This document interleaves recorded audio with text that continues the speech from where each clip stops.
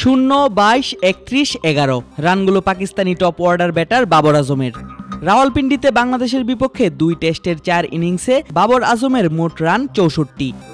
ঘরের মাটিতে নিজেদের সেরা ব্যাটারের এমন বাজে পারফরম্যান্স স্বাভাবিকভাবেই ভালো চোখে দেখছেন না দেশটির কোটি ক্রিকেট ভক্ত।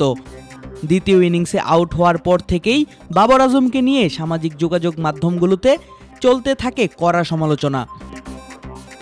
বাবরকে নিয়ে সমালোচনায় যোগ দিয়েছেন দেশটির সাবেক ক্রিকেটার, কোচ থেকে শুরু করে সাংবাদিক এবং সাধারণ দর্শকরা। লাহোরের জনপ্রিয় ব্রডকাস্ট জার্নালিস্ট উমায়ের বাশির নিজের স্ট্যাটাসে জানান, বাংলাদেশের বিপক্ষে পাকিস্তানের খেলার ভাব দেখে মনে হচ্ছে তারা পূর্ণ শক্তির অস্ট্রেলিয়ার বিপক্ষে খেলছে। বাবর আউট হওয়ায় পাকিস্তান আবারও বিপদে পড়েছে। খেলা দেখে মনে হচ্ছে আমরা বাংলাদেশ নয়, পূর্ণ শক্তির অস্ট্রেলিয়ার বিপক্ষে খেলছি।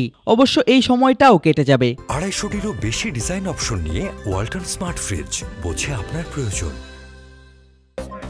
ঘরের মাটি তো দূরে থাক, টেস্টে বাবর আজম সর্বশেষ 50-র দেখা পেয়েছিলেন 2022 সালের ডিসেম্বরে। তারপর থেকেই রান খরায় ধুঁকছেন এই ব্যাটার। আর বাংলাদেশের বিপক্ষে আউট হওয়ার পরপরই সোশ্যাল মিডিয়ায় বইছে ট্রল এবং মিমের বন্যা। নেপাল কিংবা জিম্বাবুয়েকে টেনে এনে বাবরকে খুঁচা দিতে ছাড়ছেন না নেটিজেনরা। বাবর দ্বিতীয় ইনিংসে আউট হয়েছেন বাংলাদেশি তরুণ পেসার নাহিদ রানার বলে। লাল বলের ক্রিকেটে একেবারেই নতুন এই পেসারের বলে বাবর যেভাবে আউট হলেন তা ছিল পাকিস্তানি দর্শকদের চোখে খুবই দৃষ্টিকটু। এক দর্শক তো মন্তব্য করেই বসলেন, বাবরকে এমন এক বোলার চোখ রাঙাচ্ছে যে এই সিরিজের আগে মাত্র 1টি টেস্ট খেলেছে। বাবরের হাবভাব দেখে মনে হচ্ছে তিনি সেকেন্ড টেস্ট খেলতে মাঠে নেমেছেন।